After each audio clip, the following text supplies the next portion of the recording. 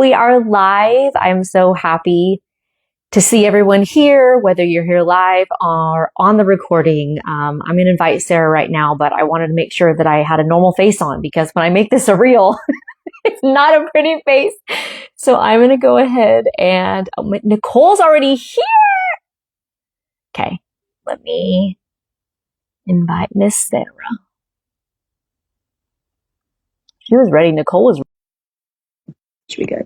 Okay, we'll just wait for Sarah to show up. Callie's here. Callie got me stressing. Oh my gosh, there she is. Okay. No, I did the wrong thing. Hold on. I should, hold on. Wait, there she is. Okay. Did I do this? I don't know. Okay, now we fix this. So I didn't know what I'm like acting like I don't know what I'm doing, but I make videos all the time and hello. And Perfect. I forget it. I'm done. We're here and we're gonna have a good time. We're gonna talk, and I feel like you and I are already so comfortable around each other. It's gonna be fine. Also, I'm sorry. I don't know if this will lag, but I'm sending it to my family because everyone's like freaking out and wanting to watch it. No, not at all. So I'm gonna do that. Let me copy link. I'm pretty sure Nicole was here before even I was. Oh my gosh. Oh my goodness. Okay, let's see if that will do it. I hope that went. And I'm going to check my iPad for it actually doing what I wanted it to do. I'm trying. She's the bestie for sure. I love it. Nicole, I know. She is. She's the best. She already got me freaking out tonight, so. I love it. I love it. Oh my God. Okay. We're going to have fun. I'm so excited. I'm acting like I've never spoken a day in my life. You know what I mean? Literally, you have more experience than I do probably with all your podcasts and whatnot. Yeah, but that's like I can, put things together where they need to go and like go off on a tangent and edit and stuff. So it's like a little bit different. The live thing is different, huh? Yeah, it's exciting, but it's different. It is exciting. I'm stacked on candles right now, and I'm wondering if I need to go one Gwendolyn shorter than I am. You look good. Stacked on a candle. It looks good, but do you adjust? Oh, there you go. I feel like I see a little more of you. Oh, okay. Okay, that's fine then. I liked it. I love that. I was like, do I get a stand to do this, or do I just, I think it's perfect right there. Nothing. Oh, that's my mom. Christina's my mom. Hi. Oh my goodness. I'm excited. My gosh. So I'm so excited. Well, me too. Okay, everybody, it's time. So I want to start off just by reminding everybody that this was totally a God thing to start interviewing authors. And I really feel like the spirit behind it is to just kind of share what God has done in our lives. And I found this verse and it reminded me of what we're doing here. So I'm going to read it real quick. And it's Psalm 66:5. And it says, "Come and see the works of God. He is awesome in his doing towards the sons of men." And we're just here saying, look at what he's done. Yeah. Like, give him all the glory. I can't take credit. You know what I'm saying? And we're here just to share, because it's really really cool. I couldn't have written it as good as he did, so that's for sure. Exactly. Exactly. Yeah. I love that. So we're just going to pray real quick because I want to invite the Holy Spirit. I want the right people on the live or the recording, and we're just going to ask them to do that really quick. Okay. That sounds great. Heavenly Father, we thank you so much for this time. I thank you so much for just bringing Sarah into my life, God. She's blessed me so much. She has the most tender heart, God, and I just love her. Holy Spirit, we ask that you be here with us, that you fill us, that you would speak through Sarah, and that you would bring the right people onto the live or the recording or wherever they need to be. We thank you for what you're doing ahead of time. In Jesus' name we pray. Amen. Amen. Amen. Okay. I'm excited. So you guys know Sarah because she wrote just an awesome Gothic fantasy. I like to call her my Gothic queen. Oh my God. I saw you said that the other day and I was dying. It's the glasses and the red lipstick. It's just... I tried. Oh my Gothic queen. I tried. Okay.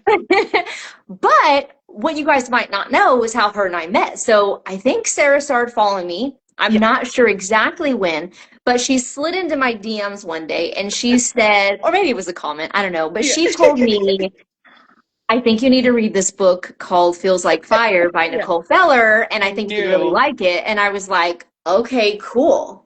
And I read it, and Yeah. obviously we know I that it just became like knew. my absolute favorite contemporary romance, like I ever. literally, like, I was dying and hoping that you would see it because I was like, there's no way she won't be in love with Nicole's books. Like, there's no freaking way. So I was so excited when you found Yes. that. Yes.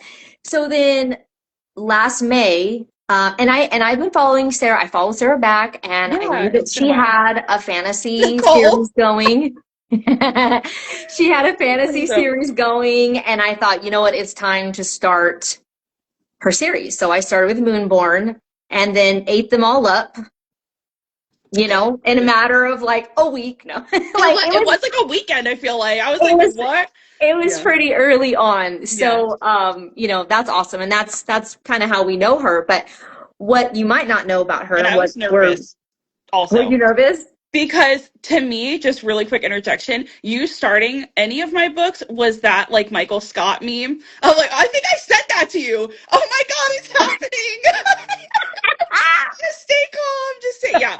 So I was losing my mind, actually. I was like, I love that. I love it so much. It's for me, that's such a weird feeling because I'm like, but why? you're like, why me? I'm not ready. Why me? Yeah, I was losing it. I was like, I oh love my it. God, what if That she makes likes me feel them? special. Yeah. Okay. Okay. So what people might not know is that you wrote two other books before the Westmore Saga. Yeah. Okay.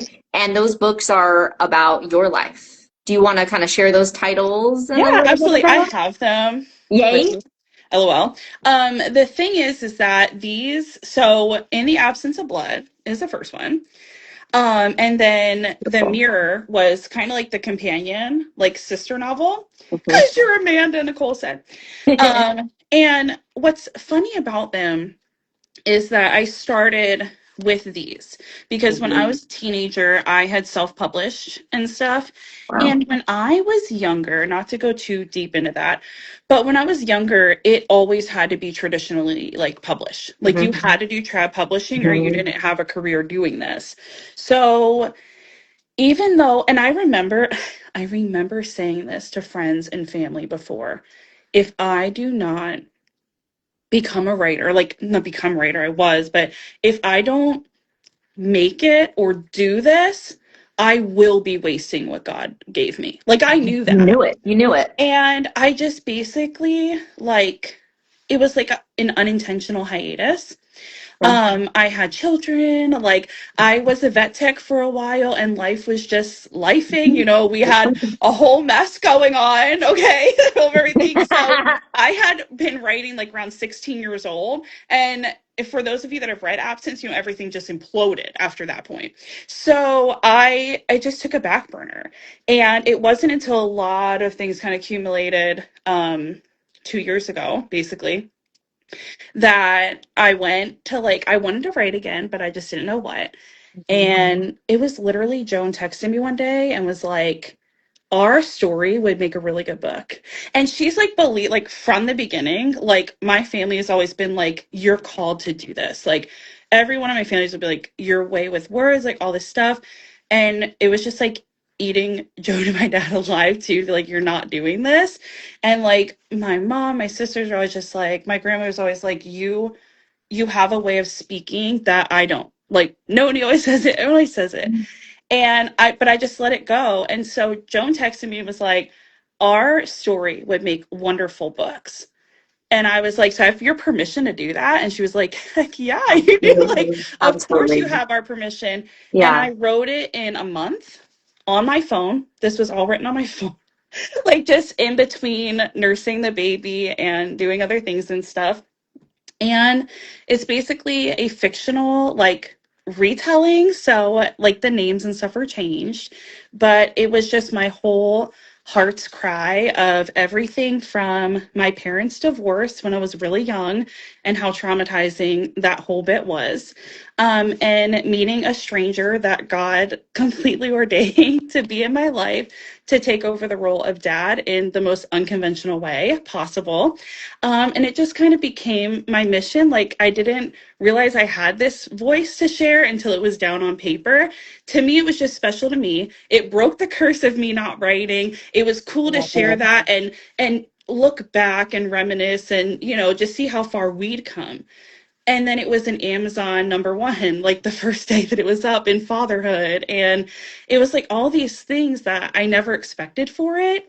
And it just became, like I said, my heart's cry to help girls that are affected by not having an active father figure in their home, or if they're not in their home, actively pursuing their heart and showing them, the safe way to approach love Yeah. and the worth of their bodies and things like that. So Yeah. it kind of became this whole thing that I wasn't expecting, which is a God thing too. It is a God thing. Really. I love that you said that it like broke the curse of, you not writing. It's Basically. almost like God said, no, this first. Yeah. Let's do this first. Yeah. I love that. It was. And like, because also I've told people that the first draft of like Moonborn, like the first few chapters went in the trash. Like, I didn't even have that on my mind at first. It was just after writing, I couldn't stop. Like, I couldn't put the pen down anymore. Girl, it was flowing. So, yeah, It was I was flowing. ready. Yeah. I love that. Okay. So, after I read those books, I felt like I knew you so much better. It's so intimate. Yeah. It's so intimate. Yeah. I'm a part of your family now. Yeah, like, your videos made crack up, and they were laughing so hard. You're like, I'm coming to trivia. They were like, yep, I have a hat for her. I'm telling you, Joan Facebooked me, and I was like, yes, like, here we go. Of course. Yeah, literally. You're and a pirate the thing is that like people won't believe that this story is real. This only happens in movies. Yeah. But what I realize, obviously, is that when God gets involved, yeah, the impossible happens. Oh yeah. And the miracles I said that, happen. I'm like, it's like a Lifetime movie to me. Like 100%. I never knew what else to say. Like, it's amazing. So, okay. You were 8 years old when your parents divorced. Yes. And I remember you sharing kind of one of those really impactful moments that kind of stayed with you. You want to kind of share that? Yeah. That event, how that affected you. You're thinking about this because you and I had like briefly talked about it. And it's weird because to me, it was so, Noni said I have another granddaughter. There you go, Amanda. Okay, Nana. So, it's weird because I know that not everyone's story is like mine. Yeah. Obviously, but I know some girls they probably had a sit down talk with their parents, you know what I mean? Or this is what's happening, we're getting a divorce or we're going to split time or whatever. For me, I saw them like going through counseling and things like in our home a little bit. And we obviously knew there was like fighting and stuff. My second sister was extremely young, like baby. But it's still to a kid, it's not doing anything. It's not clicking. That's just what happens. Yeah. And so my mom and I were making cookies, like making Christmas cookies. Everything's great. It's all, I've been joking. I'm having like 90s mom vibes in my house. And it was very happy. We always did the paper chains and the cookies. And he just came out with his bags in the hallway. And it was just like, he's leaving and that's it. And I just remember for so long, and it's crazy that it doesn't even sting me the way it used to, which I never thought would happen, because I used to like live for that date like it was a nightmare, and I just can talk about it not feeling that weight at all. But in the moment, as an 8-year-old, I was just like, I remember chasing him like down the driveway, like chasing his car. And it was just such a nightmare, like to have the one person that you want to be close to, like someone who you did so much with, because I would be lying if I said that as a young child, he wasn't a good father. Like we would build forts together. He was like the roughhousing type, things like that. We did stuff together as a family. He was very involved in the family. We had pizza Fridays and all this stuff. And all of a sudden it was just like he was gone, like in the blink of an eye. So the chasing him was really impactful. I don't know that every girl has that. I feel like I kind of was, robbed a little bit of so this is what's happening. Yeah. He had always said, we'll have a conversation when you're older. I'm 30 Mhm. now, Yeah. but it just like, it stung really Yeah. bad. Like in Yeah. that moment, you're just clawing to get after the person that you most want to be near. Yeah. And it's like, that kind of set it up in my brain. Like, we joke and it's like a meme, like my brain chemistry was altered, but Yes. really, it Yeah. really was Yeah. because it was that first moment of no matter how hard I love you, it's not enough. And like, it just, there was nothing for me to grasp onto, like as hard as I wanted to hold on and fight for that. You know what I mean? Yeah. So I don't know that everyone is just thrown to the wolves, no pun No. intended, like that. But Yeah. that's how it was for me. It was, yeah. I love you. It was just like, it was very jarring, Yeah. especially as a child. I could imagine. And then during the holidays and that kind of. Yeah, my birthday was right around the corner. So it was literally 4 days Yeah. later. And so, Yeah. when did you get to see him often after he left? He actually didn't talk to me for months after that. And I was a little kid, so that's hazy for me. Like I knew we weren't Yeah. talking and that it was just Right. this sudden tearing. Yeah. But I have like cards and stuff that my mom saved that were dated like months later. You know what I mean? So Okay. there was time and holidays and things that elapsed without him. And then it became slow, like, will you get to spend time with daddy and go see him today? And I couldn't really make sense of like, but why isn't he coming home with us? You know what I mean? Right. Because you go from being a kid, like I see my son's about to be 8 years old now, and And I that's was what, like, second grade or something, right? yeah, going into second grade, and I'm just like, how had I already been through so Yeah. many things at his age? Like he's so precious, my kids are so precious to me, and it's just wild because I was so little. So it's literally like I imagine that, like with my kid, thank God, like, we're blessed. Like my husband is a wonderful father. He loves our children desperately. Like, but I just imagine that, like, going from all the time to you can go out for ice cream with daddy and he's not coming home. You know what I mean? Like it's crazy. It's Wow. almost good that your brain protects a little bit, Oh, but absolutely. it was, yeah, it Yeah. was just a big difference right Yeah. away. Yeah. So we're going to fast forward a little bit to Hmm. you being about what, 12 years old?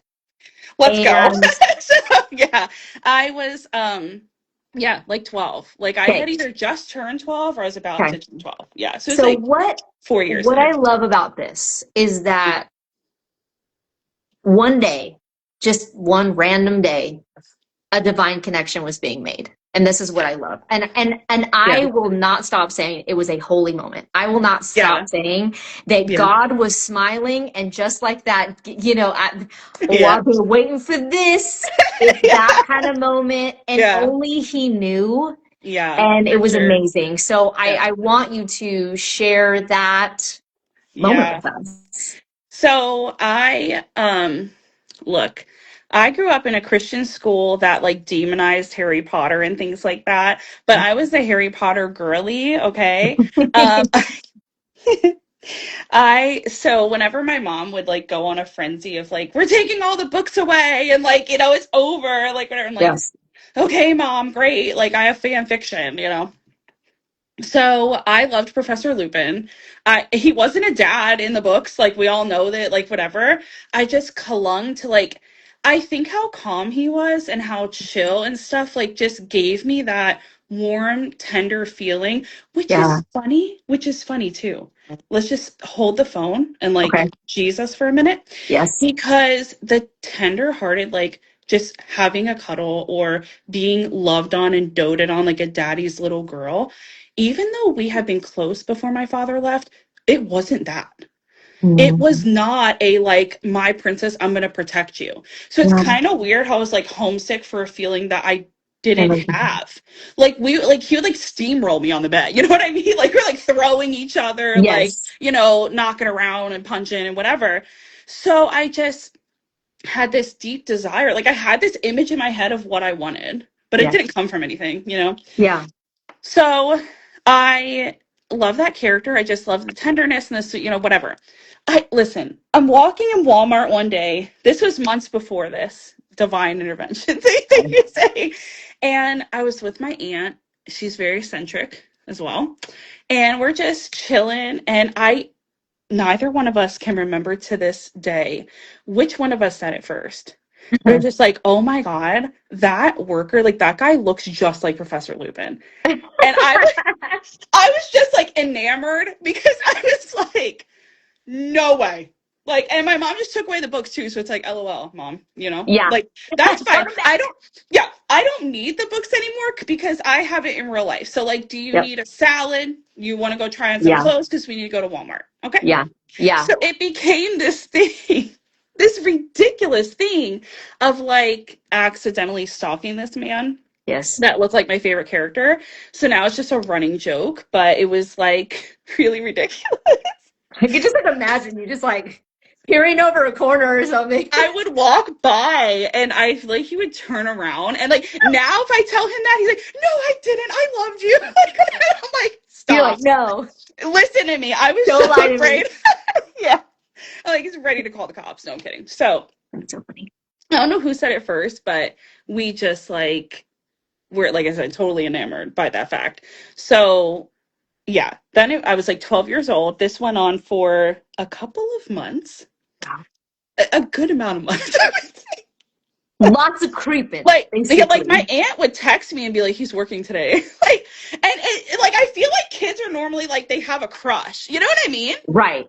And I was just like, this character, like he's an older guy. You know what I mean? Like he's an Yeah. older gentleman. It's like Yeah. he's working today. I'm like, oh my god, no way! Like what? And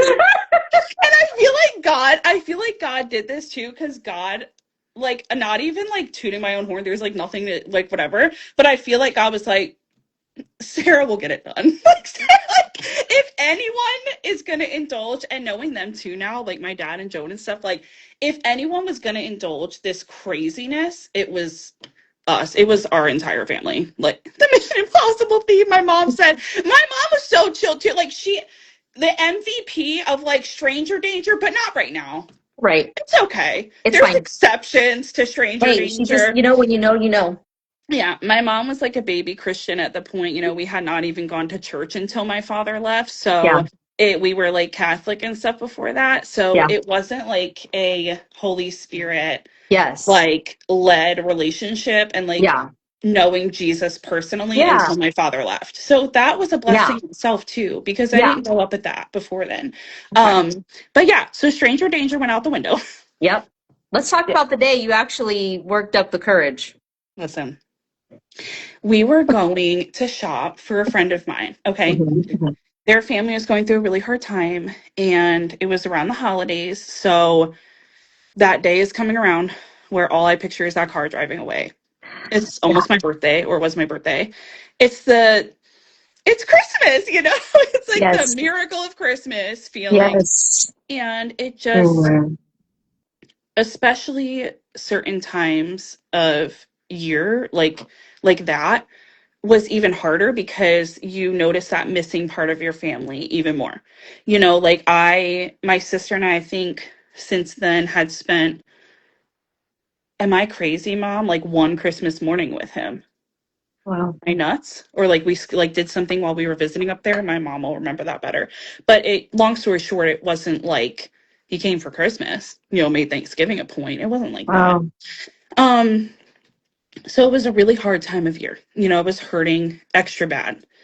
And I literally was just walking around, and I was the type of kid that like my mom would be in the pharmacy line. There'd be someone in front of us, and I'd be like, what's wrong with you? Like, what are you waiting for? And I'd pray with them, They'd be like, my back hurts. Okay, let's take it to God. You know what I I mean? love Like, that. let's just whatever. So I wasn't afraid of talking, Yes. you know, like if anything, like that's what my dad jokes now. And he's like, oh yeah, you're so shy.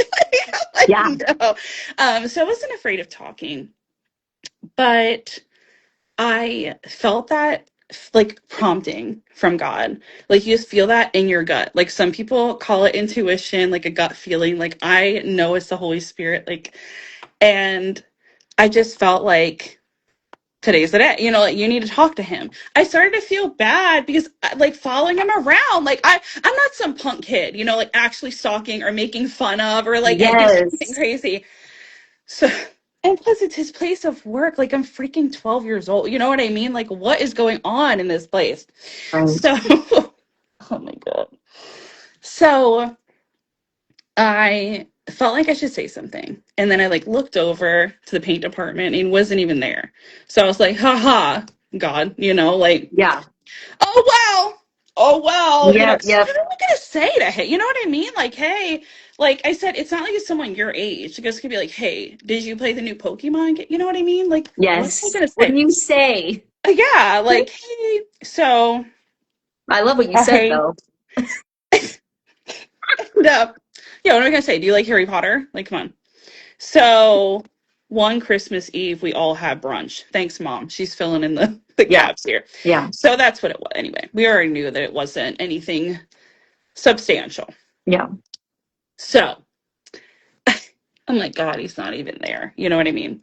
Yeah. And I tell myself, I say, okay, Lord, if I see him before we leave, I will say something. Checked off the list, everything's good to go. And I felt this, like, literally, I felt sick in my stomach. Like, I had to say something. And I turned around, and there he was, stocking a shelf, not even in his department. So it wasn't even in the department. And I was like, oh my God. I was like, okay, Mom, I know this is crazy, but like, Um, can I go talk to the paint man really quick? My mom knew obviously everything was going on. I'm like, she's like, what are you gonna say? I'm like, I don't know. Like, I just have to tell him. I think I just have to tell him where my heart is. And that's what I did. I like asked him, I was like, do you remember me? Like I walked over him, he was on a ladder. I'll never freaking forget it, especially knowing him now. And I was just like, do you remember me? And he literally is just like, yes. But he's like, yeah. Like, I'm telling you, when he tells me now, I loved you, I'm like, then I must have amnesia because the way you turn your head was literally a Hallmark movie. It was literally like, you know, like the neighbor that like hates to see you coming. Like I was like, oh my God, I wanted the floor to swallow me whole. Like I really did. And I didn't mind people. Like he wasn't mean, but it was just like, right. what do you want? Like what do Yes. you want from me? Yes. Yes. And I just told him the whole thing.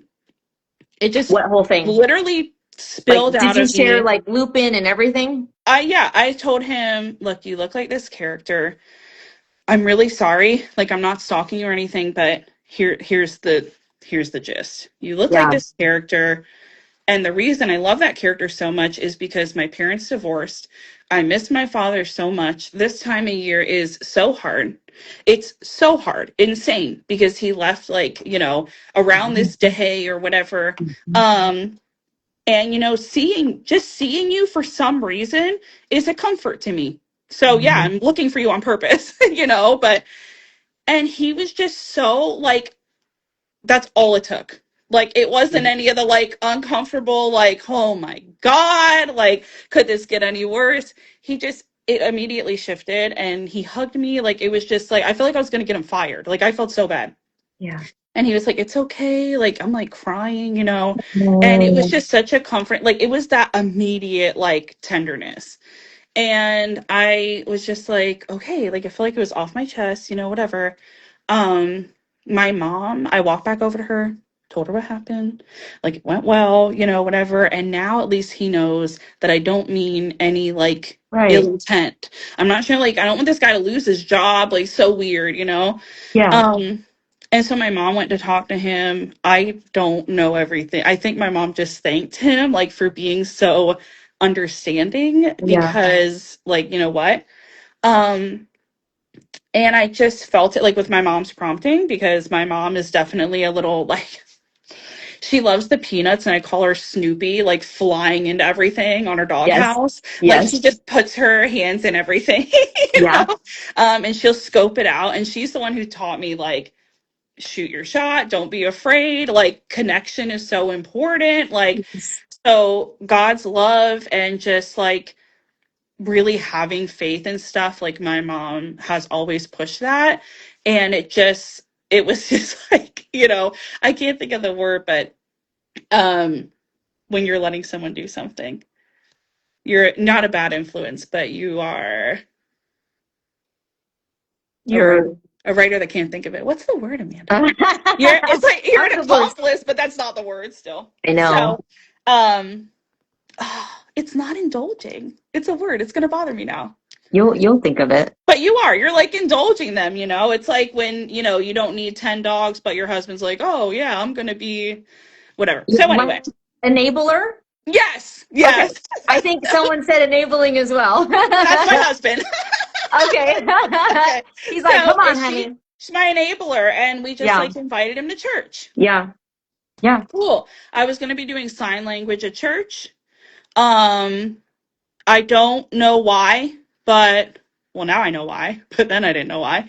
All of a sudden, it just became so important for me to have him there. And like, I was so hopeful. Like, I tried Mhm. so hard to play it off. I Yeah. was like a little punk kid. What did But I what was did so your mom hopeful. tell you in the car when you were on your way to We're your on our way church? to church. This is like a couple, probably a week later. Probably like I'm assuming a week or two later. Yeah. And we're driving in the car, and I just remember being like really chill.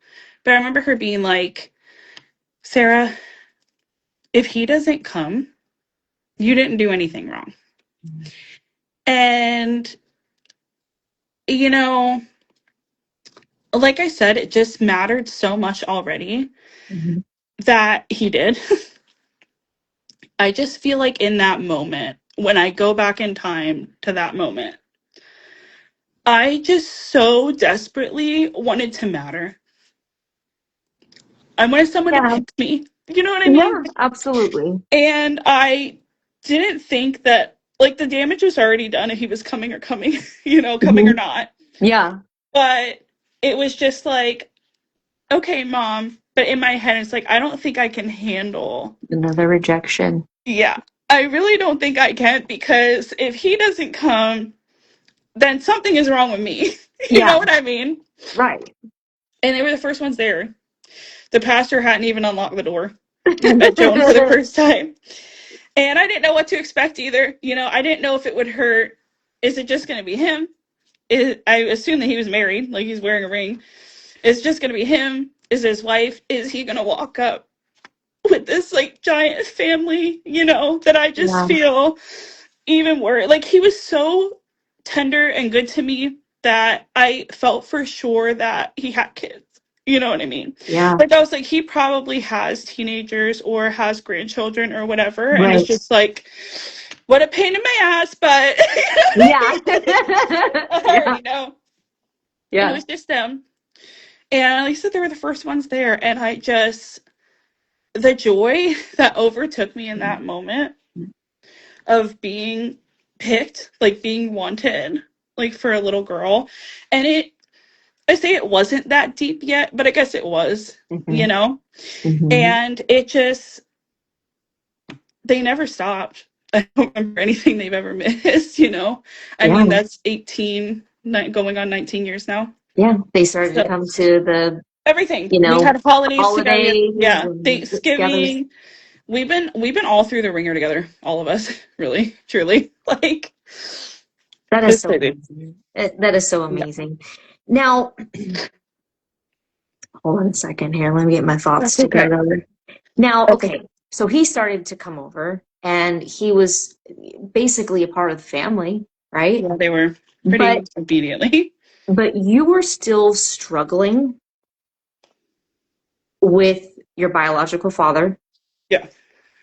wanting to still be wanted by him, Hmm. but also feeling like I'm too old Yeah. to need or want my dad to want me. Like, what's Yeah. wrong with me? You want to like kind of share a little bit of the Yeah. feelings that you still had even while Yeah. you're Yeah, I think that, when a girl feels that rejection, number one, it made me afraid to put myself out there. So my father was good enough, like but not that tender. Like I said, he didn't really understand the crying that you're leaving again and the extra hugs and like things like that. I always felt a little more like an inconvenience, yeah. you know. Um, I went to Walmart a lot, and that was like a safe place. And like I lived for those like 10 minutes that I got, you know what I mean?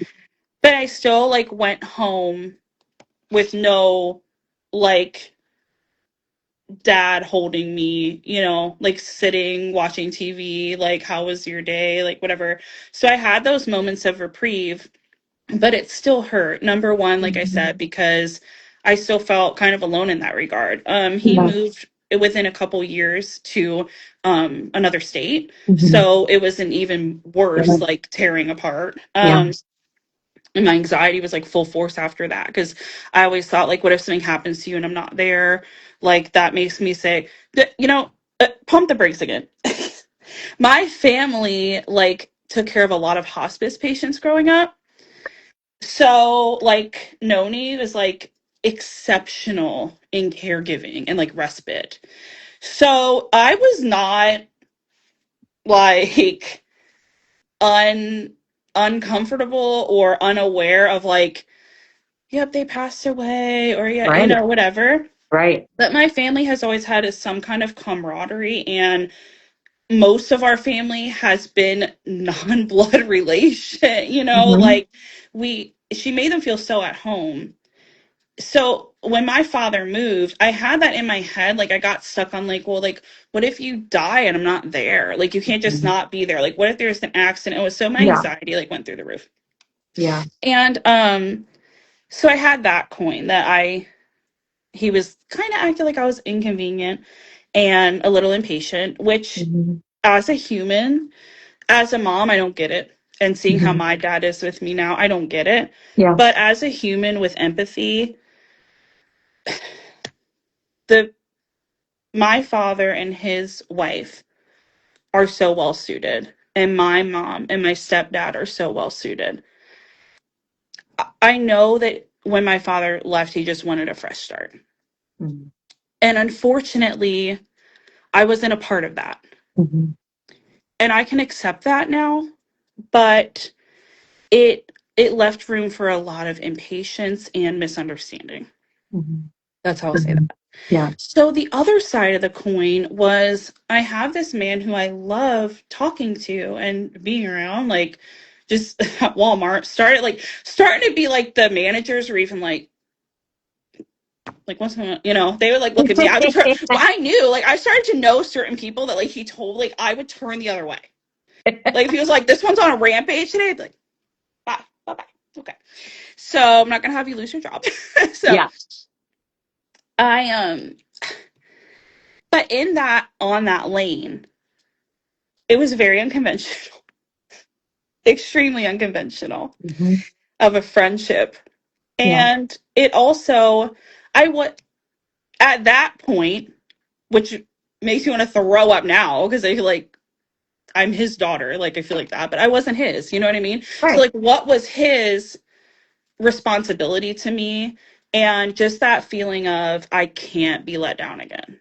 Like I Mhm. just said, like, I can't. Yeah.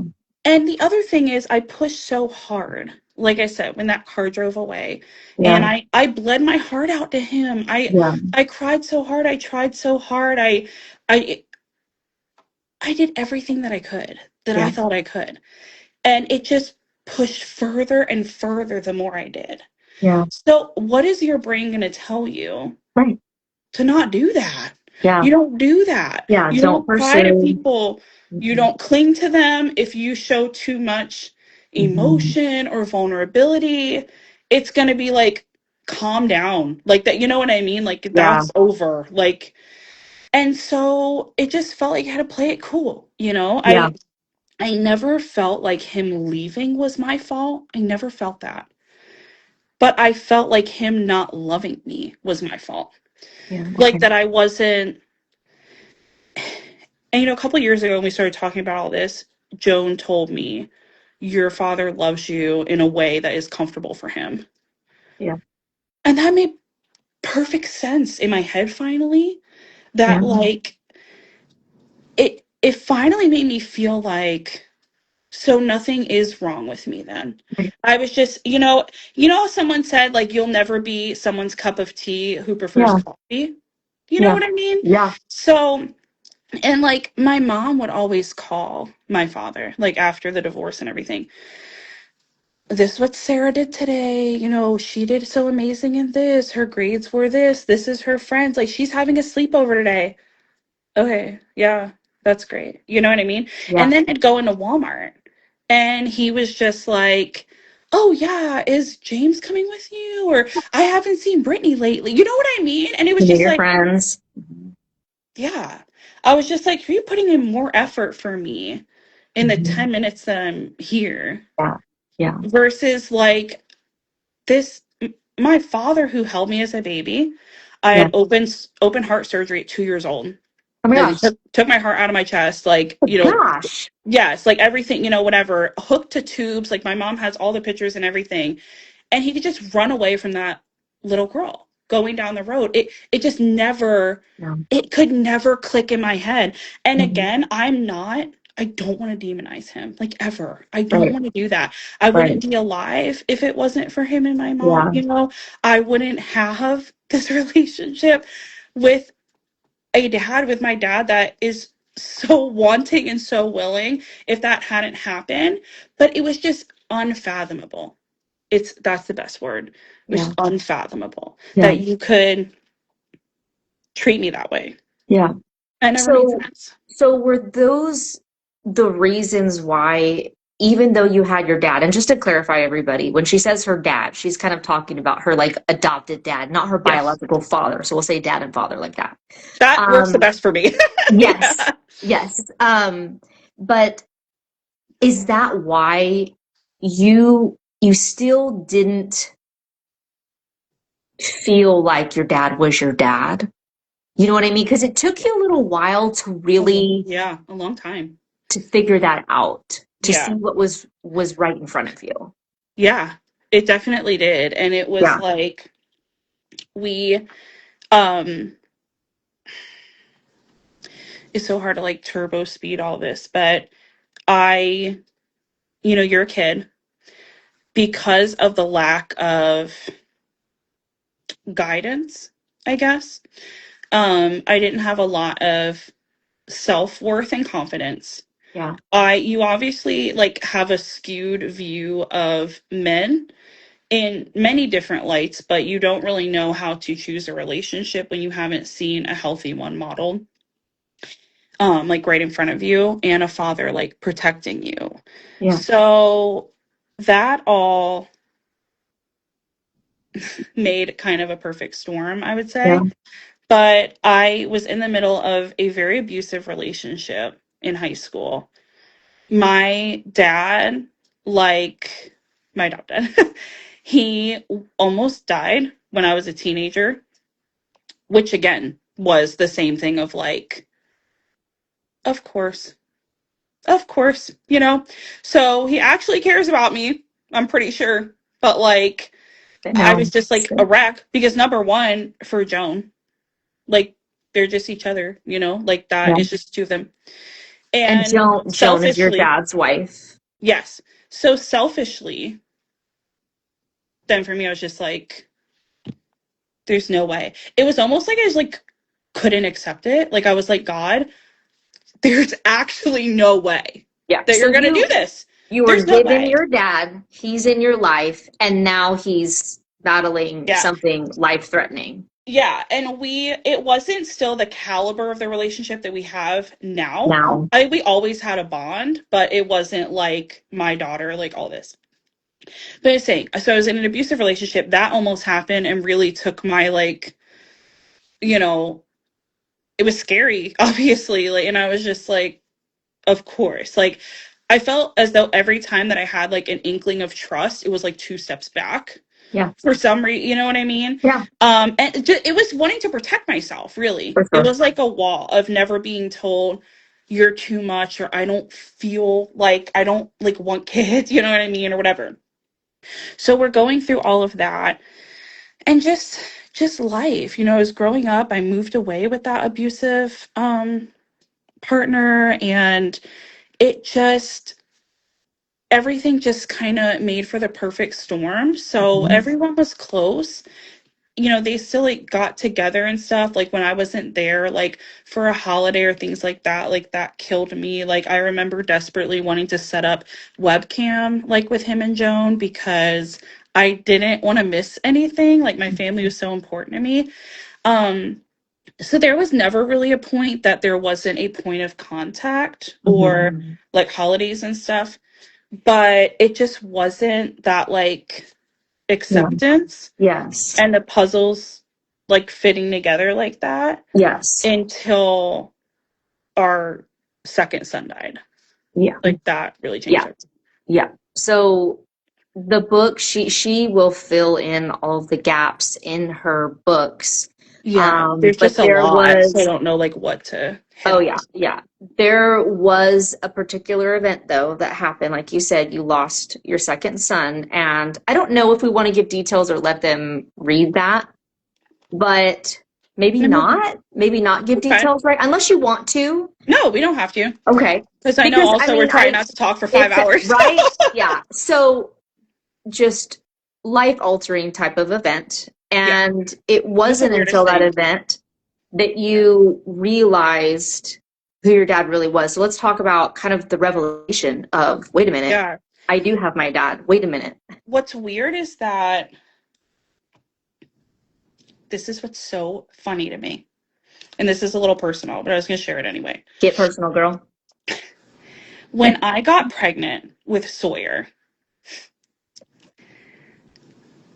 I had such awful deliveries with my girls. With Felicity, they told me, the one right before Sawyer, they told me if you had pushed, you would have ruptured your uterus. If you had pushed once on this baby, she wouldn't be here. You very well may not. It was really severe. It was like emergency C-sections, the whole bit. So I was on the operating table with Felicity. I told them I wasn't planning a C-section, but I wanted a tubal because I will never do this again. I'll never be on the operating table again, which, haha. I said, I'm never going to do this again. So I think I want you to proceed with doing the tubal. This was a nightmare. Like, what a cluster, you know? And yeah, a cluster. Yeah. Beep. So I said, what? We are real over here. At my life, I can't, like I know. everyone just keeps calling it a series of unfortunate events, which until it wasn't. So my doctor, and he was a trip though. He's like, well, I'm at your tube, so what do you want me to do? And I'm like, I'm holding the staring at your tubes, girl. What do you no want? big deal. Yeah. And I was like, I think I want you to proceed because I'll never do this again. I'm never going to have a C-section again. Yeah. Which those words themselves were so powerful looking Right. back. And he said, nope, cancel it. I'm not doing it for I think. You're Mm, not sure and I'm not doing it. yeah. Okay. Fine by me. I'm gonna tell everyone that you went against my will because I want to be Little House on the Prairie over here. I'm You want trying to all be the cheaper by babies. the dozen. I love babies. Joan jokingly calls me like the woman in the shoe. Okay, like I wanted all. She's like, no, girl, I did not want anything like that. You, God bless. Okay, like good luck. So I just said, fine by me. He wouldn't do the tubal. Oh well, okay, but I did ask. So he says, if you wait the full time, like a full year, give your body time, you can have one more baby. Great. So we did. It was one of the prettiest houses we've ever lived in, our best financial situation, total prayer, the best shape I'd been in since before I had kids. I was doing my devotions every morning. I had a flourishing Mm. bakery business. Life was perfect. And Yeah. it was, for the first time, the perfect timing to bring a baby in the world. Like, if that Yeah. was our first baby, everyone I feel like would have been like, you really have your shit together. You know what I mean? Yes. Yes. So I couldn't understand when all my family was nervous, worried about me, Hmm. hesitant. Joan, moms, tell her what Joan really What says, does that my Joan really uterus say? isn't a hotel. Okay. So, I so love it. I, when I told them that I was pregnant again, and it wasn't about the baby, I really feel like it was about me because I was a very close call with Felicity. I told my mom, like, the look of disappointment on their faces just killed me. Yeah. I've never seen them like that. Yeah. And it just tore me up. So, okay, I didn't share a lot of the pregnancy. My family is obviously, like, most of them are like excited and like, here's what we're doing now. But it was extreme caution.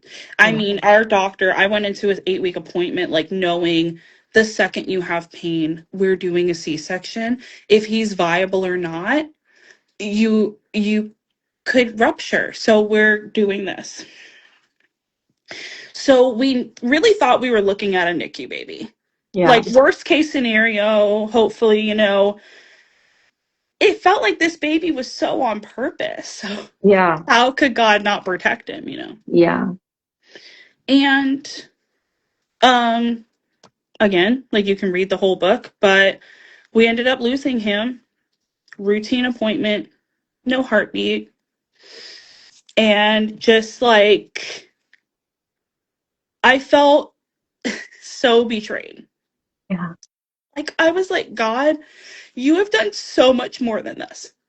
Hmm. Are you kidding me? You know what I mean? Like, you couldn't keep him from tangling his cord. Like, what was the point? What was the point of this? And the irony of it is that, like I said, Joan and my dad seemed so disappointed. And all I wanted was to call them. And I just wanted him there because that shift was happening in my heart Yeah. of like, I want a hug from dad, but it's not dad anymore. Like, it was Stan. Like, it's my adopted dad. Yeah. And there was just this wall because they obviously felt really bad. They were so sorry. But, and I think my mom can say it too, and like nobody can say it too, that as much as everyone already loves Sawyer, it was a little bit of a, okay, we know we're not going to lose you now. You know what I mean? Yeah. Or Right. we know that you're not going to Right. get to 30 weeks or 32 weeks and have to say goodbye to this baby. Like, it's already bad, but it could only get worse if something Right. went. Yeah. My biological father gets a call from my mom. He's there right away. And I just said, would you look at this? Would you look at this? We had a good time, as good as you can have when you're grieving. It meant it meant something to me, but I was surprisingly past. It took that moment to realize that I was past the point of it meaning enough. Yeah. I had held my breath for so long, um, that eventually you just drown. You just give up. And so it didn't hit the right way. I appreciated it, but it was like if my Too aunt late. came. Yeah, it Yeah. was like it hugged me, and it was so, I remember, like, one of my sisters, like, I remember Sophia's being like, I shut the door. Bye, thank you guys for coming, spending these few days with us. I shut the door, and she just looked at me, like, knowingly, and she's like, you want to go get him? He's still there. He's not in, he's still there. I was like, no. I don't want to go get him. I don't want to. It wasn't for that. It was just my heart, like I said, had started that shift, and I knew who I wanted, but I just didn't think still that I would be received that way. Right. So I remember like just grieving so hard. We had this house. Another cluster of a problem was trying to buy a house. Mhm. Yeah, the amount of popcorn that Jesus had to have gone through for this time in my life.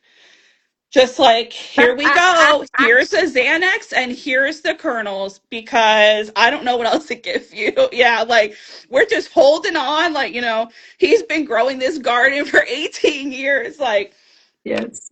and I had never had such a severe time of like, God, why did you do this? What are you doing? What is the point?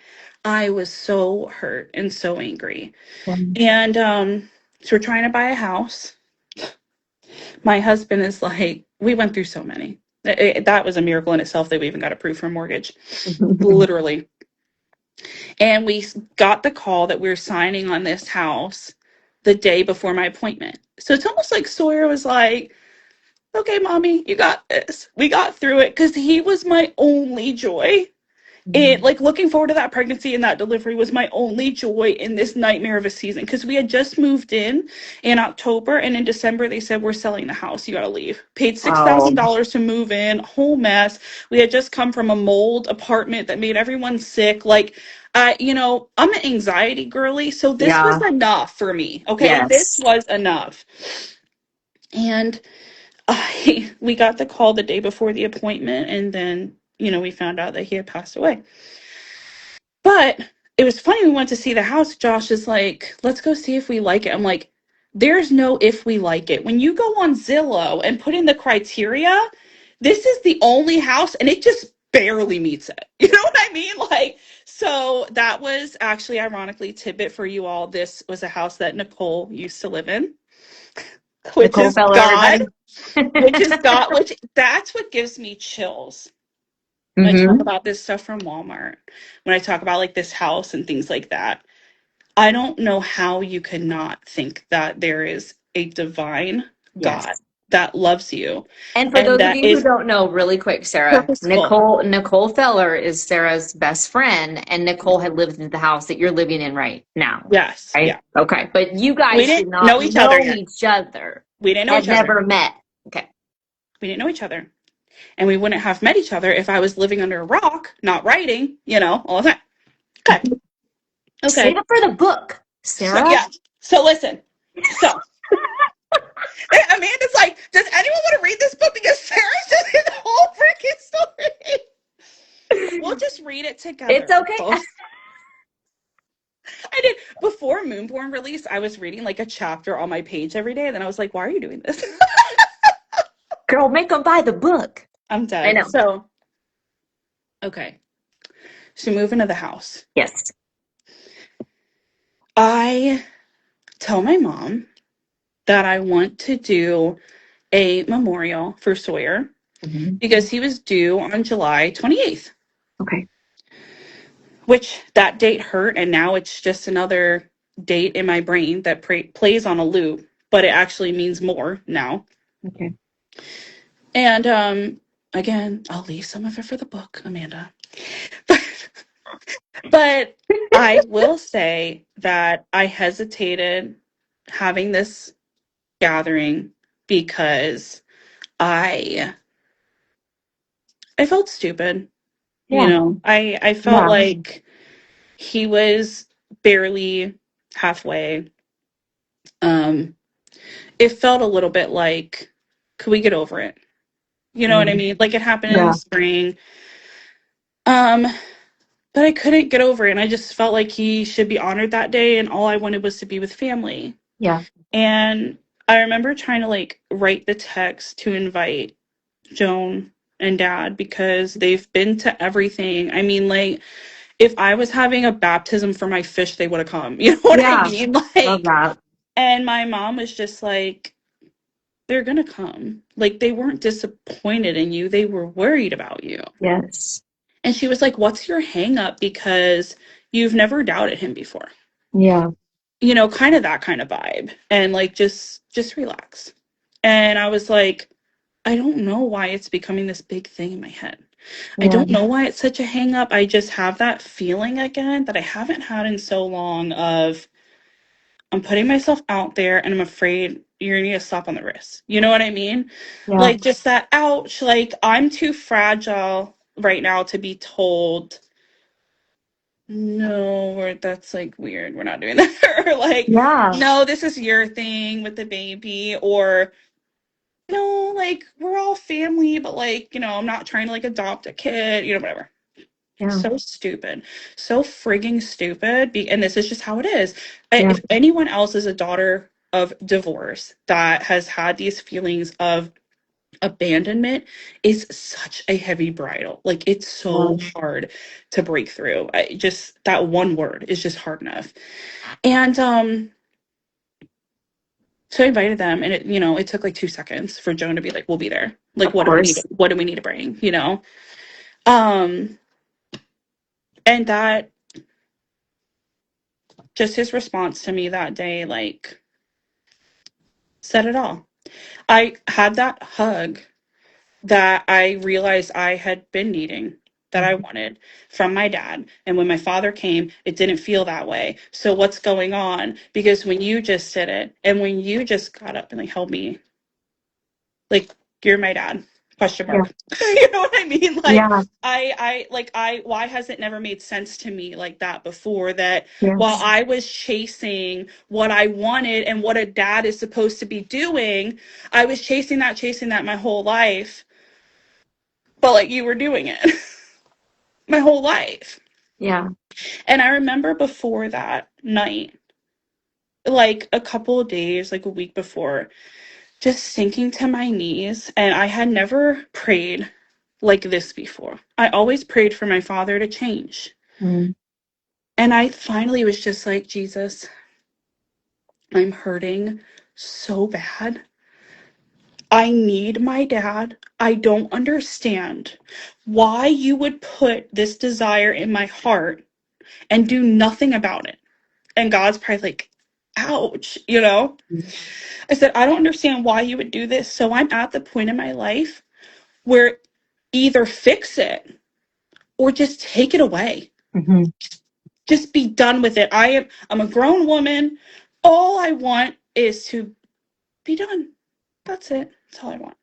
Yeah. So again, I won't give it all away. So Amanda's my PR now. Got you.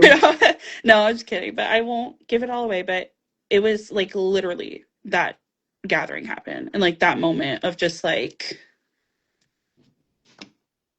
how have I been so blind? Yeah. You know what I mean? Yeah. And you and I, there was a conversation between the two of you, right? Yeah. You and your dad In that moment, yeah. in that moment, Brief. right? Okay. Brief. Yeah. Yeah. It was a brief conversation, but it was a confirmation of yes, Yeah. yes, Like, of course, I love you. Like, what are you yes, talking? Yeah. yes. Yeah. And At and I that point, I'm think just stupid. Like, you know what I mean? and I think you should share that little conversation because I feel like it wraps up and really just It literally wasn't even anything crazy. Like in that moment of just like, I'm breaking down. We're at this weird birthday party funeral for my child, you know what I mean? And I'm just crying, and everyone's sitting there. Everyone's just like, and my dad gets up and just like holds me. Like I said, it felt like that hug that was like, okay, like this is what has felt safe yes, since I was a kid. This, like, you are that person of comfort, like that point of a father figure for me. yes, After Sawyer happened, it felt like I was falling apart like a little girl. yeah, And no man like that had ever cared to pick up the pieces until him. mm-hmm. And it just threw me for a loop. I didn't know what else to say. I was just like, you changed my life. You know that, right? And he was just like, you changed mine. Like, I love you. And it was just this moment of like, what? Like, where have I been? You know what I mean? Like, it was like, where have I been? It Mm. it gave me the permission to be too much. Yes. It gave me the permission to be myself and not have to hold back my pain and my emotion and my hurt. I'm not too much, too loud, too loving, too anything. I wasn't pushing people away with my love. As a matter of fact, I hadn't given it adequately enough to the man who stepped up this whole time. Yeah. Thank you, Jesus. Yeah. But I realized it. I go back to that moment of do the tubal. I'm not doing it. Yeah. And I hurt for Sawyer for losing him. But God had such a specific purpose for him that I can't even be upset.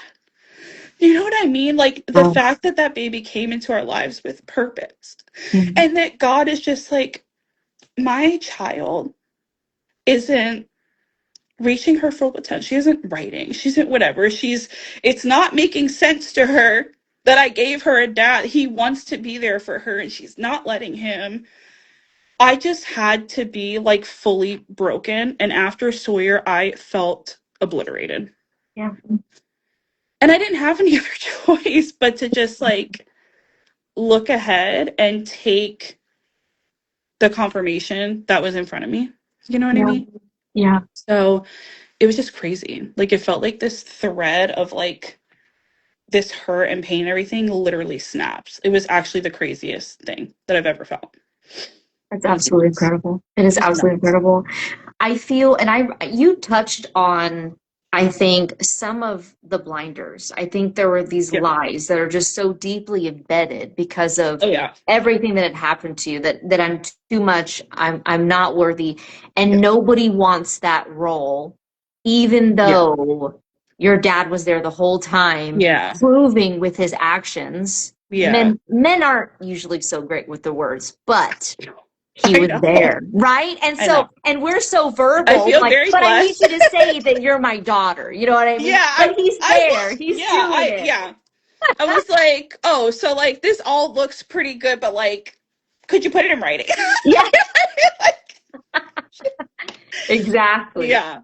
Which, Exactly. like, yeah, my mother-in-law has said that before. She's like, honey, I feel like I had a good dad, but like, I just want you to know that after all the hell you went through, you and your dad are the exception.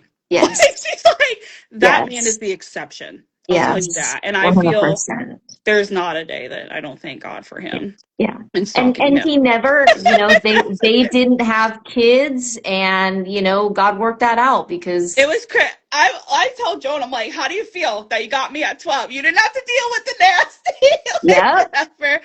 yep. They're so funny. And then like because of wanting to write our story after that, that kind of busted open the floodgates of like I write out of emotion. So when she said Mhm. that, and I'm telling you right now, if it was not for Joan, I would not have started writing again. Yeah. Thank Like you, Joan. I was I wasn't doing anything with it. And it Yeah. was like our story would be pretty good. Hint, Yeah, hint. absolutely. And I'm like, do I have permission to do that? Yeah. And it just spiraled out of control, basically. It's amazing. Yeah. So, what would you say to the girl or the woman who feels unworthy or forgotten or finds himself with Yeah. a void like you did for her father? The first thing that I would say, which this is a double-edged sword question for me, Mhm. because again, um I don't miss appreciating what God has done for our Yeah, family. And I realize that I can't say go find your own dad and it's going to be okay. right. Because the truth is, there are many years that I went without, desperately craving that physical comfort, the words, and the tenderness. And I didn't have it to the caliber that it is. And not every girl will get it. I know that. Mhm. So the first thing I would say is that that desire is not only a God thing, not only a spiritual thing. God created girls to crave that protection from their father. It is an inherent desire in your heart. It's not there by mistake. It's not stupid. It's, whatever. I would encourage girls that are going through the same not to ignore the people that are trying to step up for them. Mm. If someone is showing you, and this is easier said than done because I Mhm. know, and I also want to preface that I can't explain to you, this has made up like 80% of my life, you guys. I'm not saying this easily. I'm not saying this because I believe that I would ever be on this side of the coin, because for 1 second I didn't think that. So you're not crazy, and you're definitely not alone, and it's not your fault. That being said, if there are people that are trying to step up, they're not doing that out of pity. If someone doesn't want to do something, they're just not going to do it. I told Stella, my youngest sister, a couple weeks ago, I'm not asking you in the hopes that you say no about something, that we wanted to do. And it really resonated. I didn't even mean to just say Wow. something, whatever. But I said, I'm not asking you. So these people, if you have someone like how my dad has been, they're not showing up in the hopes that you don't reciprocate it. Right. They're not offering to help in the hopes that you don't need it. Yeah. It's not a pity thing. So I would encourage you not to gloss over it, because if it's just a matter of not being blood related, God could just throw that out the window. Okay. Yeah, Number one. absolutely. Number two is that as a woman, even before those bonds are formed, because again, I know that you may or may not have them and it hurts really bad. I've been through that hurt. I would want to encourage girls not to allow it to feed them the lies that it fed me. Mm-hmm. So, feeling worthless, Yeah. the lack of self-confidence and self-respect that I Mm-hmm. have for my body. My mom and I had this conversation, and I said, look, it's not that Noni, it's not that my sisters, nobody wanted to protect me.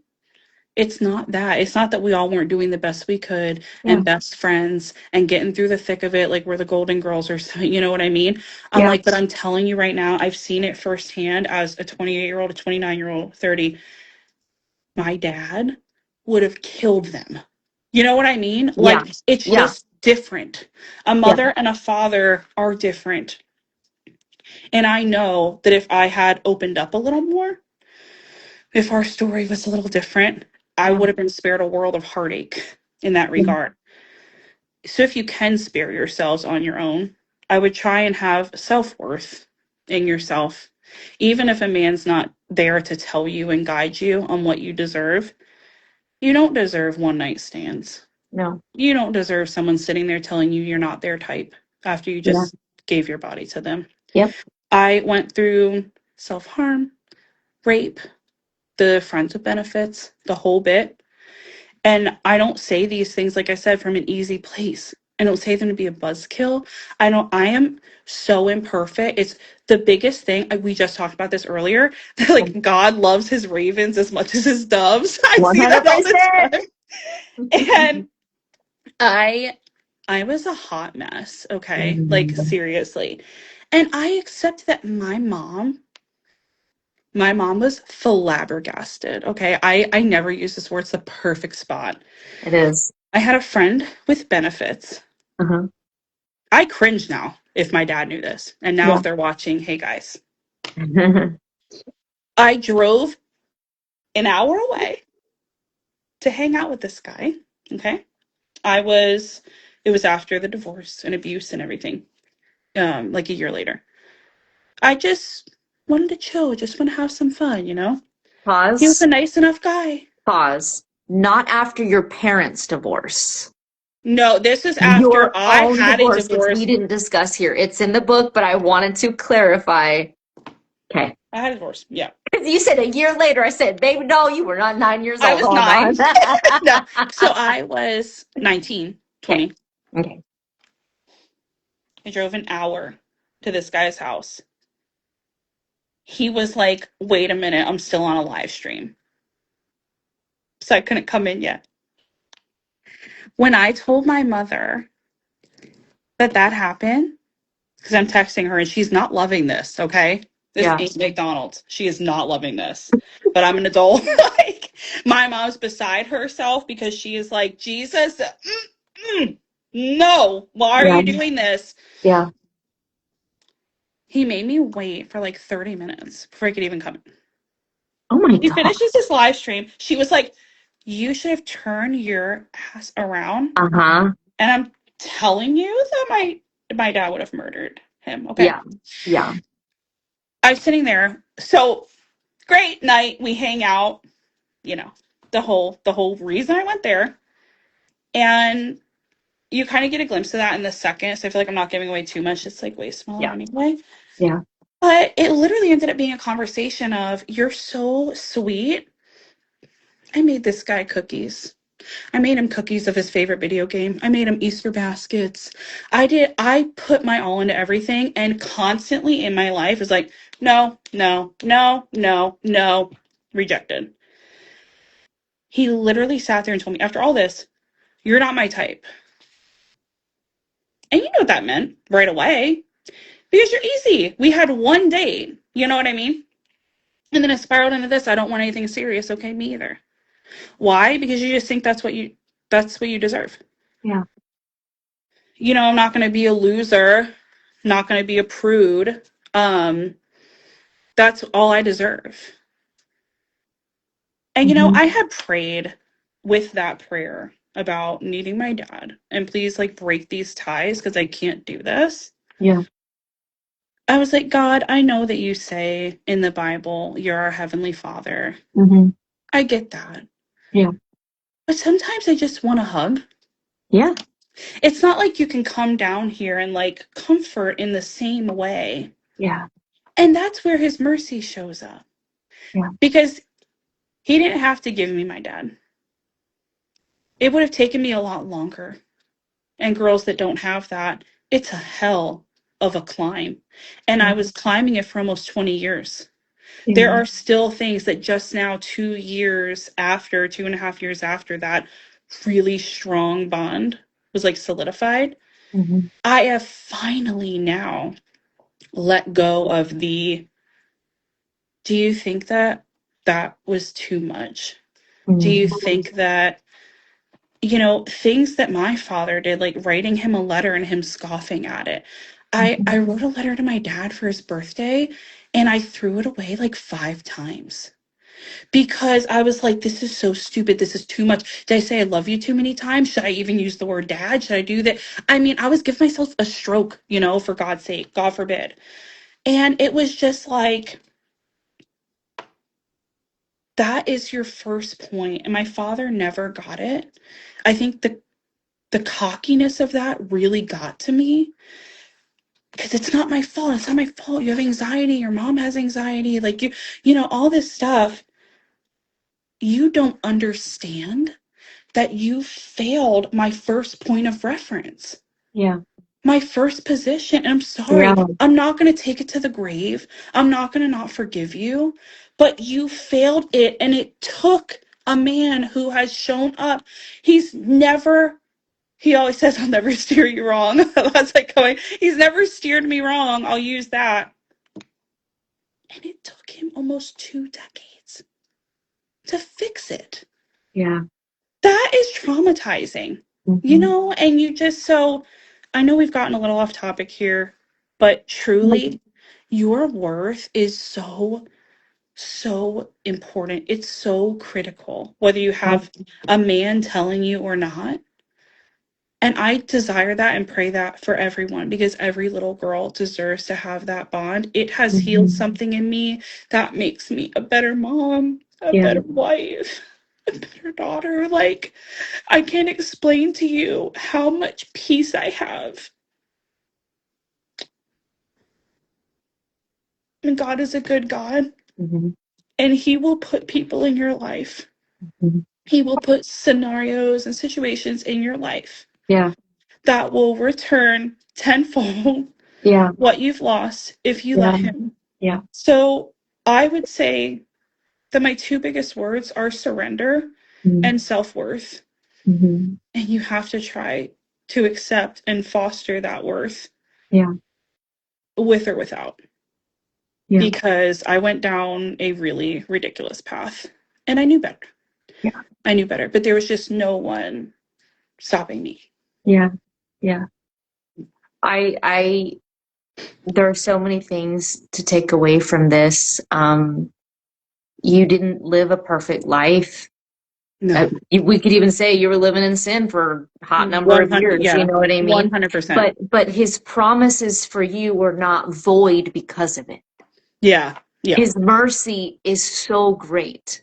Yeah. His love is so great. I feel like Jesus was always like, Sarah's on a detour again. You know what I mean? She needs to go through this, and he's so Yeah. patient, and he waits. And he brought him when you were 12, Yeah. knowing all the things that you're going to go through, knowing how long it was going to take. But he's there. And I think so often that the misconception is, you know, I'm not good enough, but you don't know what I've done.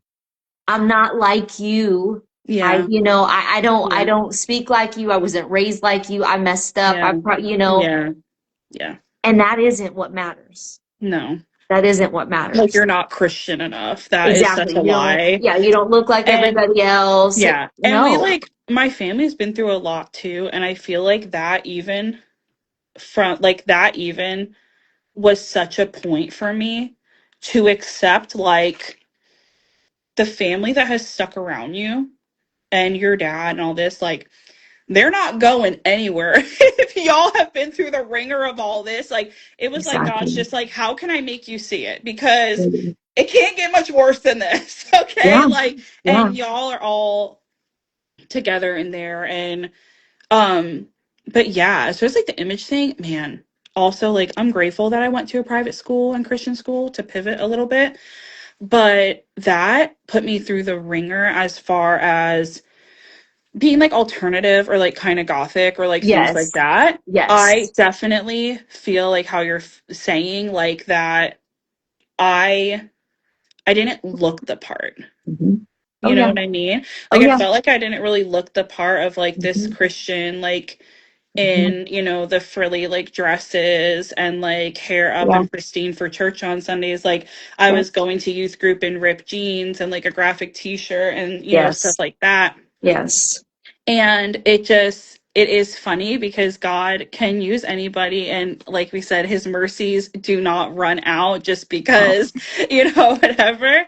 But 100%, I was not perfect, like, far from perfect. Yeah, I love it. And I think we need to hear that. We need to hear that. We need to know what God has done and understand that it's for all of us. And I think that even though I can't speak to what you've been through, especially for girls that maybe still they don't have that that man to step in and be like a father to them, but you have a heavenly Father who knows you and loves you. Yeah. And even though he's not here in physical form, he has his words to you and his promises to you. Yeah. And, you know, again, there's a verse, and I brought it up with E.L. Irwin last week, and you said you had it tattooed on you, right? Yeah, the Isaiah 49:16.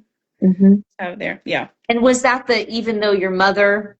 Yeah, like, betray you and stuff. And it's it's the portion that says, "See, I've engraved you in the palm of my hand." I love that. And so I think, is it before that or after that? It says it's before that. That exactly. So you're the apple of his eye. You're engraved on him. Yeah. And I think the verse is basically, can a mother forget the babe at her breast? But even if she did, I will not forget you. And that's what's so funny, is that through all of this, I had never understood God's love the way that I do now. Because I was like, if what you've given me on this earth is a fraction of how you love your children, my mind is blown, because my life is made, Lord. Like, this is the best. Like, it is. God, like, you know what I mean? It's just great. Oh, hang on one second. Sorry. Yeah. I think that it's amazing. So I think it's so important to get into our word and read the truth, because the enemy is just ready to fill our minds with the lies. You're not enough. You're not worthy. You're too All right. much. I swear my dog is just eating something he should not be. Anyway, we're back. Yes, but It's all like, I was saying is get into the Word of God and look at the truth, because the enemy is going to come at you with lies yeah, about your identity and who you are. But there is 100%. so much truth in there about what you mean to God. Oh, And yeah. we got to get that engraved in our minds It's to so combat that. important. Mhm. It's so important. And God literally, like, the way that he lines things up, like I said, like just the little things, the way that he knows us is so intimate and so powerful. Like, He took a man that looked like it's, Professor Lupin, I'm, okay? I can't. It's so funny to me now. Literally, like your favorite books, your favorite movie, Yeah. whatever. And it's like, this man looks like so and so, and it sparked this thing. You Yeah. can't tell me God doesn't care about the little things. No, He literally, is it near. blows my mind. Like everything with that, when I look back now too, it's hard to even feel like that is my life. Does that make sense? Like I'm just like, how did this even happen? Yes. Because I feel so far from that little Yes. girl. You Yes. know what I mean? Like it's just crazy. And the things that you were so insecure about, Yeah. the desire to have your father, it wasn't overlooked by your heavenly father. He was there the whole time, even though you Oh didn't yeah. know it. You Yeah. didn't know it, you know, but Hmm. he was there the whole time. And it's so encouraging. And we're here on this interview so that you can comfort other people with the comfort that God I gave you. hope so. For sure. I hope That's so. that's in scripture. And Yeah. so he wants this shared. And Yeah. maybe you're watching live, maybe you're watching the recording, but you are so worthy, you are not too much, you are Yeah. loved by God, and it doesn't matter what Yeah. you've done, girl, because nobody is good, not even one. No. No You one's are sin his. is different from another. That's another thing I had to get through my head. Like, Yeah. there's not one worse thing that God's like, okay, well, like, y'all Yeah. lied a little bit, but like, you, that's not, yeah, Yeah. Yeah. that's not He's biblical so at good. He's all. so good. Yeah. And okay, so I want to just really quick remind everybody that is the two books that you wrote that you've got to read. They're even on Kindle Unlimited, but you know, These are in the the babies. absence of blood. And now that you know the story, the paint Yeah. on that first book literally made me cry. It literally made me Oh, cry. me And too. then The Mirror is a second book, and I'm Yeah. gonna tell you right now, you got to read the second book. It's gonna Thank fill you. in a lot, but it is Thank the you. epilogue, Yeah. right? Yeah, That basically. will absolutely speak to your heart.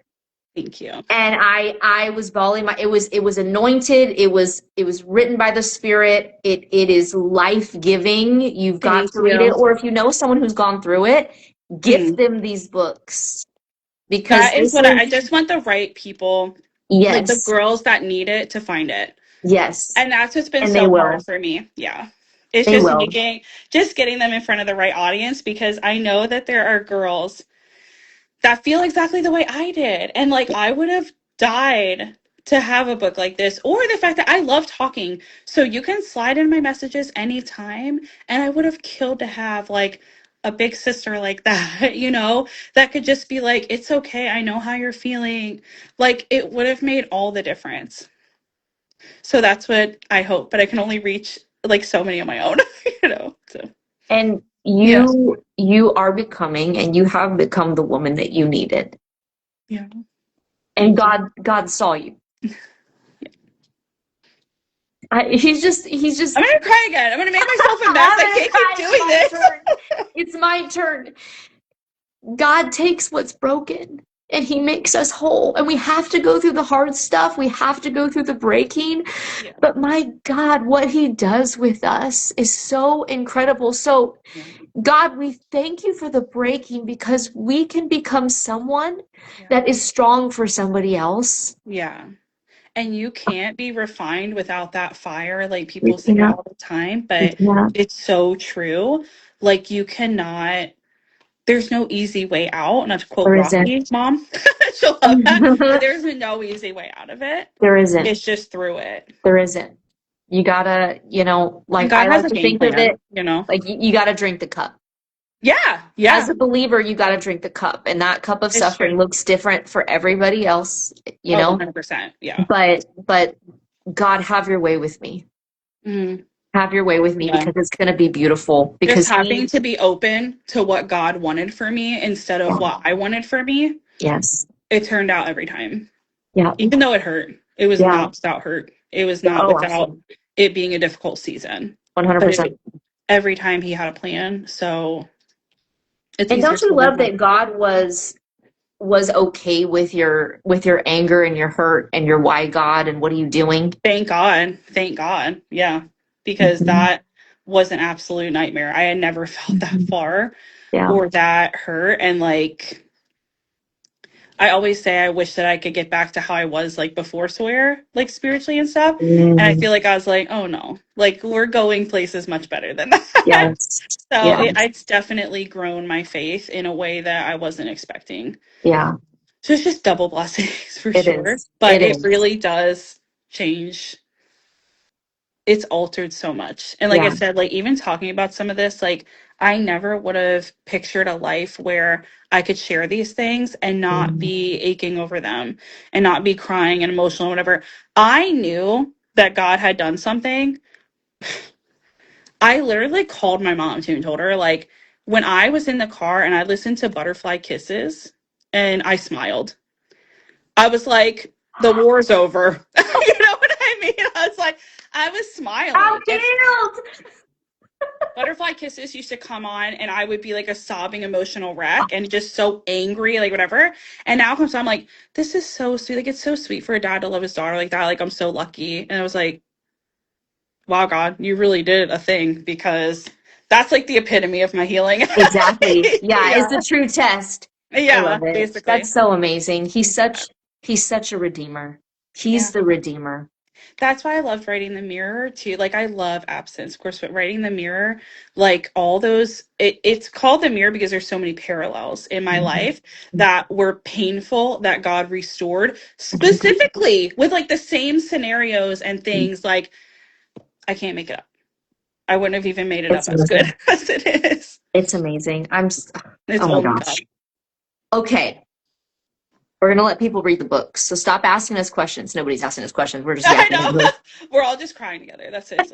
Which is fine by me. Okay, hold on. Let me dry my eyes. Take your sip of That's water. what I'm saying. Let's take a deep breath, Okay, okay? we're gonna switch gears. We're gonna switch to Westmore Saga. I want to Whiplash. ask, huh? Whiplash. Yeah, let's get to the fantasy books. Look, Okay, I'm so not but ready for it's stuff still because very I much feel related. like Very much related. How did okay, your experience that's better. shape who Phelan became? And those of you who don't know who Phelan is yet, he is the just iconic kind of father figure in the Westmore saga. Phelan, he only came to shape, and I say this loosely because there are moments. He only came to shape when I stopped trying to write him like my dad. Mm, Because now that I had this like comparison and like I know what it's like, yeah, that's what I wanted to write yeah, with like all emotion and not the grit. yeah. The reason I say that loosely is because I said it already earlier that my dad is the type to be like, you're not going to be happy if you keep talking like that or looking like that or like whatever. Like, he's extremely protective. Like, Yes, I don't have to worry about anything if we're out. Like, Joan doesn't yes, have to worry about a damn thing. Like, it, yeah. whatever. But writing Phelan, I was writing him like too tender and soft. So I know I hit my mark because I had scrapped Moonborn at the beginning Uh-huh. and like the first four chapters. And a lot of people tell me they don't like Phelan in Moonborn. And I said, well, I've kind of done my job, I guess. I loved him the whole time, but I other did too. You knew where he was coming from a good place. But yeah, yeah, he was a little overprotective. he's a little overprotective, overdramatic, little. Yeah, so I think that he was just gruffer in a like in I had to let him have that sort of no BS that Yeah, he has and let yeah, him be gruff to the point that it sounds mean. Yeah. That's where the disconnect happened of he Yes. wouldn't be walking Gwendolyn through all of this the way that I'm used to now, having that Yes. coddling. He has those sweet moments, but in the moment he could be like, you just sounded like an absolute jerk, Yeah. but it's getting done. You know what I Yeah. mean? So I had to Yeah. let Phelan be Phelan, I like but that. all of that protective warmth and stuff, like, Yes. by the grace of God, thank God, definitely comes from a place that I know. No. Yeah. Yeah. Yeah. Because he loves his daughter fiercely. Oh yeah. Yeah. Absolutely fiercely. Yeah. Now moving on Mhm. to when are we introduced to Neve? Is that Seaside Well, or is that in Hickory? Moonborn, he goes to the market. So you That's do, Moonborn when he goes to the market? yeah, when he gets the bracelet and stuff. Oh Yeah. my gosh. Okay, Yeah. yes, we're introduced to her there. Yeah. So you know Okay. Neve right away. Okay. Yeah. And I definitely feel God in my writing because Mira wasn't even a thought. I didn't even have her in the rough draft. What are these books without Mira? Like, can I, we like just have a I second? no, Mira is like she's my girl. Yeah, But you I don't didn't know that even. she's your girl at first. No, for sure. And I will tell I you right had. now, if you don't read Tales from Hickory and Hawthorne Tavern second, Yeah. you're wrong. You better read it second.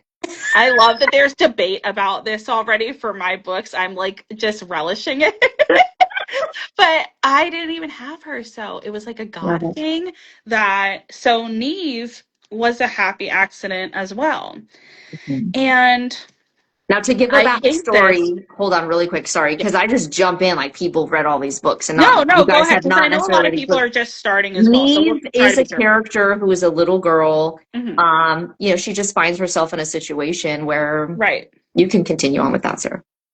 Yeah. So she comes from a very, very abusive, not her mother, but her father. So that Mm-hmm. family line and those werewolves, like we have different werewolf packs, and the one that Mm-hmm. she belongs to is really not good. Mm-hmm. Um, Neve, we meet her in Moonborn. I'm not gonna try to give too much away, Yeah, but yeah, Phelan meets her in Moonborn. yes. And I love doing that. Like, I love breadcrumbing things and Easter eggs. Nothing in my books is random. You'll meet all those people again. You can look for just one little name and be like, oh, I know them. That's cool. So I like writing like that. But Neve, there was an exclusive chapter that came only with the hardback of Moonborn. What's cool about how I've rectified this, because I give my exclusives with all of them now. I was trying to be like everyone else, and now I'm like, that's stupid. Like, if you want a collector, like, just buy the collector, but I'm not gonna not give you the plot that other people have. Yeah. So this scene is going to be discussed in Fire Spun so that people don't miss the gravity of what's happening. Um, but essentially, how everything ties together with Neve, we get to a point where, which you already kind of surmise in Moonborn, I would say, of that immediate connection of something's there, Yeah. which, not speaking from experience or anything. Yes. So she meets him at that market and they go through that. Yes. And he ends up taking over that role for her. Yeah. So I have these two stories of Phelan with Gwen, who she's grown up with him and has had him from the beginning and has that pure, like, super strong, tender bond. And then have Neve, who has been through hell and back, is Mm-hmm. very distrusting, has been abused, has been. I Yeah. think you and I were laughing because it's like Neve became like my little secret. Like, Yes. I have gotten to give Neve a voice. Yeah. That sounds oddly like my own, and I Yes. wasn't Yes. I planning on love the that. happy accident of her. Yeah. You said she became a secret voice for Yeah, me. yeah, And I love that. yeah, I love that. Because when you guys read the story, yeah, I did like I was ugly crying while I read Westmorrow. The moments were precious yeah. and it was just the emotion was tangible. I felt it. It was amazing. The relationships that you write, Sarah, are just amazing. And it makes Yeah. so much more sense after like reading reading your other books because it's like family is so important to you. It's such Yeah. a priority, and it fills your heart, and it comes through in the writing and in the characters. Like in my video, I said, "This family is my family. Yeah. This is Yeah. my family. Like these are my people, and I'm a part Yeah. of this." And I was oh my so God, emotional when you said that, and I was so glad they came off the way that I wanted them to. hmm Um, hmm Especially after you said like with Hickory and stuff too. I wanted Mira to come off the right way. I looks wanted good. Neve like for that emotion to be there. Yes, It's very complicated family dynamics, but I don't like shying away from any of that. So it's just I'm just beautiful. so glad that it comes across and that Well, people that are there for the family and the plot and stuff like that, like they're gonna appreciate it. So I'm just so glad. absolutely, absolutely, it is beautiful. Okay, okay. I got some questions now. E.L. Okay. Irwin wanted to know what drew you to lichens. Am I saying that right? Lichen? Yeah, Lichens? yeah. Lichens. Professor Lupin. Lycanthropy. Yeah. Okay, Shakira. Um, She Wolf. That was like my jam. My jam. I I was drawn to it from Professor Lupin. I So it love it. all spun. Yeah, it all came from that, I feel like. Tell Which you. is interesting because I like would have never expected. Like I wrote fan fiction and stuff, but Okay. for it to be my own and like I knew that I knew werewolves. I love them because of him. Yeah. I knew that I had the father-daughter bond. I knew I wanted that central because I like I said, I write from my emotion and I could bleed that out. I wrote that the best, I feel Mhm. like. It's become an accidental micro trope for me, I guess, I but love the it. girls who will appreciate it, appreciate it. And I knew I wanted to do something different with werewolves. So I was always drawn to them, but I was just excited to make it my own. Yeah. So I I am a nerd and I love werewolves. I I love love that. I'm so werewolves. glad. Truly. Like everything about it. I think it's so cool. They're so fun to write. Okay. Any idea time frame for maybe when you're releasing Firespun? Yeah, so I kept saying that I'm gonna sit on it till next year. Okay. Fortunately for everybody.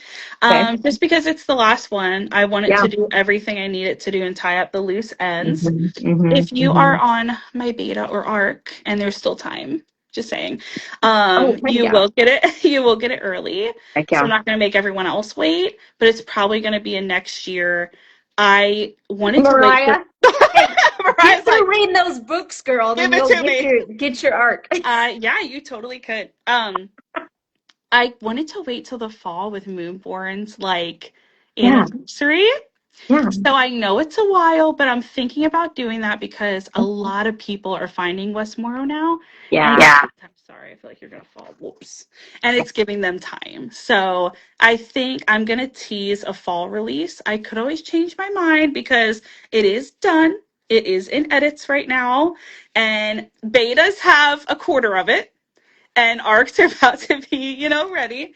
But yeah, so I'll tease that timeline. I love that. Okay, now, is there anything that you can share or any ideas that you have after Westmoro? Like, are Yeah, the actually. wheels turning? Do you have Yeah, anything I that you're willing to share with your fans? look, ironic. Oh my God, fans is so weird. But I am thinking of a standalone, actually, fiction, fiction standalone, completely different. That would be a little more lifetimey, hallmarky, again, in Okay, that vibe. I okay. definitely have a story. It has my trope in it, okay. But I am thinking of something like that. It's a little more legalistic. It's a little more Okay, like a legal issue, a okay, amnesia kind of thing. I can't okay. tease too No, much, no, but no. so a I'm standalone. And then I'm excited. also thinking of mythology, but not in the way that everyone thinks, like Greek Okay. gods and stuff like that. Yeah, yeah. So I'm thinking of interconnected standalones with that, but maybe like Italian mythology or Oh, lesser known Greek mythology. okay. That sounds like So so much fun. yeah, I am I'm so super excited. excited. I don't know if you guys saw the Firespun, what do you call that? That trailer thing that The my trailer husband was made. like sick. It was Oh so my cool. God, there was hundreds of people seeing that, and I was kind of like, okay, oh my God. So But it cool. was so, I loved it. I freaking love it. So cool. Josh was like, probably 200 of those views were me watching it over and over. It doesn't matter. It I was like, counts. It still counts. you deserve to. Yeah. I love his support for you. Well, I think we should Thank you. probably, you know, Yeah. just close it down. How do they say it? Like when they like Shut her down. shut her down. Thank you so much for just, agreeing to have this interview with me and sharing your heart and being very vulnerable and open and just allowing God's just work in you to kind of come out publicly and Thank you for asking me. Like, thank you so much. absolutely, absolutely. So, Yeah. we're gonna let everybody go to bed and It's, oh my God, it's almost 11. for you, you're on the East Coast. Oh, yeah, yeah, It's okay. It's okay. True, true. Our West Coast friends are doing just fine. They're vibing. But it's amazing. Okay, wait, hold on. So, have we been talking for 2 hours? Yeah. Oh, physical Mariah, you can message me or Amazon. Yeah. There's Yeah. some local in Florida, but you can message me anytime, and I have physicals, and I fill them with swag. I sign them, so I love when people buy physicals from me because I definitely add some extra love into them. She does. She does. She has good Yeah. stuff. I love I that. feel All like when I right. get near the light, my hair looks like gray at the roots. I'm loving it. It's fine. I am Love my hair it. is coming through. Thank Oh you my guys gosh. so So thank you much. everybody for hopping on and joining. And okay, we answered everybody's questions and just Yes. thank you. Thank you for being here. And we'll see y'all later. Make sure that you're, Sounds good. following Sarah. Thank you Okay. guys. All right. Bye everybody. Bye.